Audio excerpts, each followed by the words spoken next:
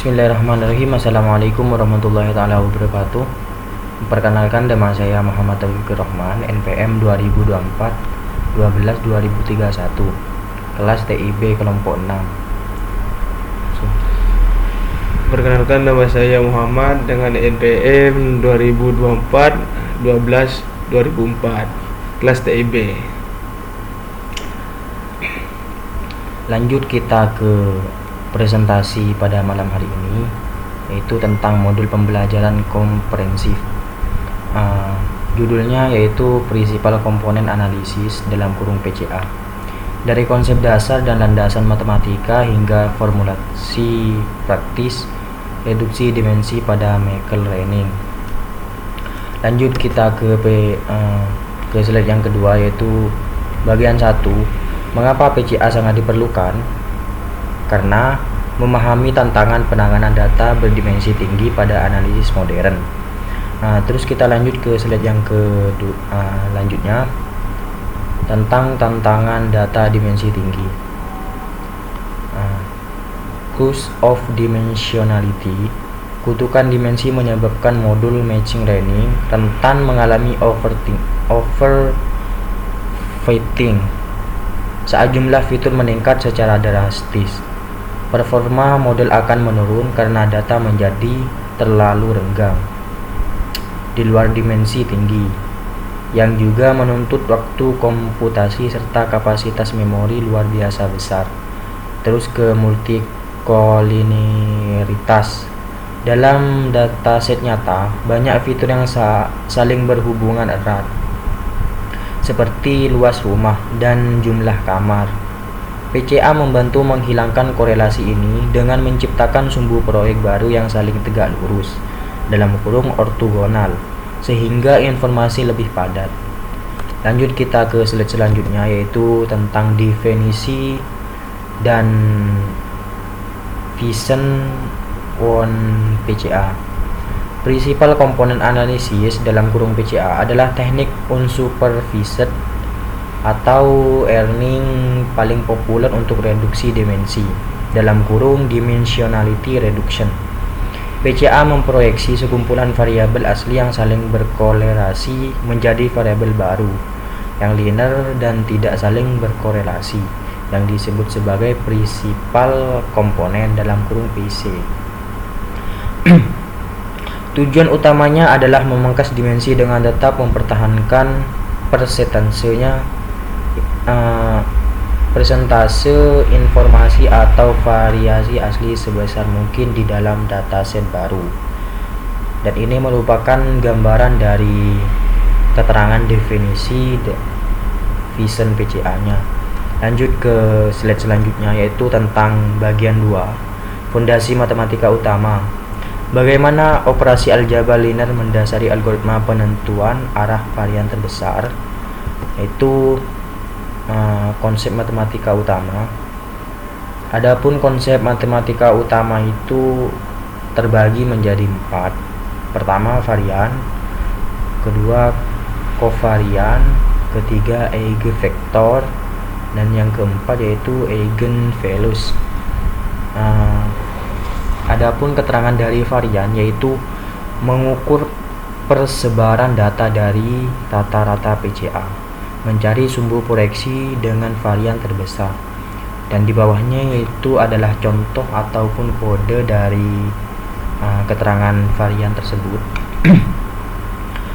Lanjut kita ke nomor 2, yaitu kovarian, yaitu mengukur arah hubungan linear antar variabel untuk mendeteksi redundansi data asli. Lanjut ke nomor 3, yaitu eigenvektor, vektor 00 yang arahnya konstan saat transformasi linear menentukan arah sumbu baru dalam kurung PC. Dan yang terakhir yaitu eigenvalues, skala pengukur kekuatan varian atau informasi yang ditangkap oleh setiap eigenvektor pendukung. Mungkin itu adalah keterangan dari konsep matematika. Lanjut kita ke rekan saya, yaitu Muhammad.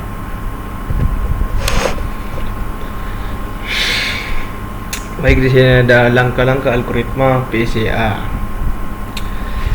Ada tahapan, deskripsi proses, tujuan teknis, standarisasi data, menggunakan nilai setiap data dengan rata-rata min sama dengan 0 dan membaginya dengan standar deviasi varian sama dengan 1.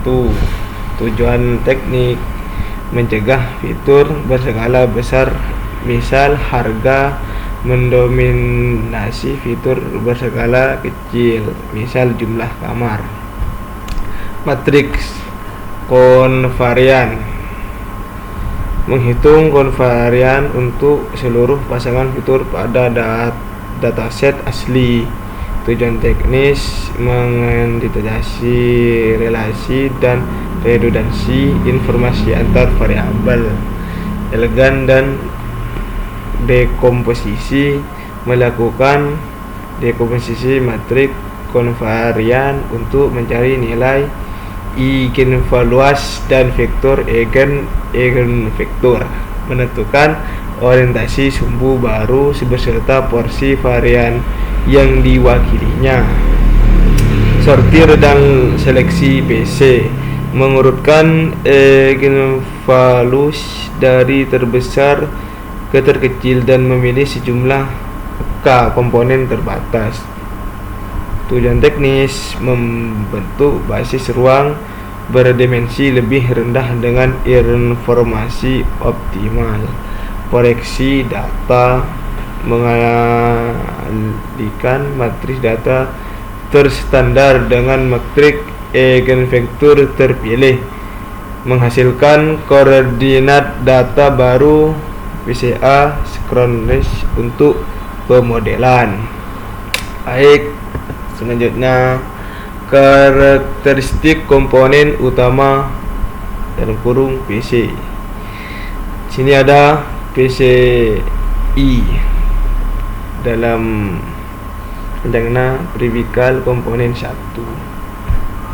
Komponen pertama yang dibentuk dari hasil dekomposisi PCI selalu mengarah pada varian terbesar yang ada dalam distribusi data awal. Oleh karena itu, PCI membawa presentasi informasi atau variasi paling banyak dibandingkan komponen-komponen setelahnya. PC2, peribikal komponen 2. Komponen kedua yang wajib tegak lurus ortogonal 90 derajat terhadap PC1. PC2 bertugas menangkap varian terbesar berikutnya. Dari sisa informasi yang belum terangkum oleh PC1, proses pembentukan berlanjut dengan aturan serupa untuk PC3, PC4. Baik, lanjut. Evaluasi kelebihan dan keterbatasan. Kelebihan utama, meningkatkan efisiensi model, memangkas dimensi, mempercepat pelatihan machine learning, serta menghemat penyimpanan data. Menghilangkan draw noise, membuang komponen dengan eigenvalues sangat kecil untuk mengeliminasi variasi acak yang tidak bermakna. Mengatasi multiliniaritas, menghasilkan fitur-fitur baru yang independen ortogonal, sangat ideal bagi model seperti regresi linear. Kekurangan atau terbatasan, kehilangan interoperabilitas. Komponen baru merupakan kombinasi matematis sumbu. PC1, PC2 tidak lagi memiliki makna fisik bisnis langsung sensitif terhadap outliers karena berbasis perhitungan varian kuadrat. Pencilan ekstrim dapat merusak arah proyek sumbu utama.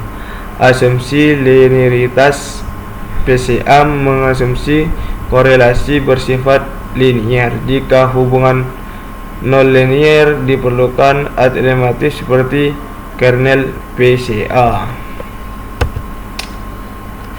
implementasi sederhana Python. Nah, ini kode, contoh kodenya.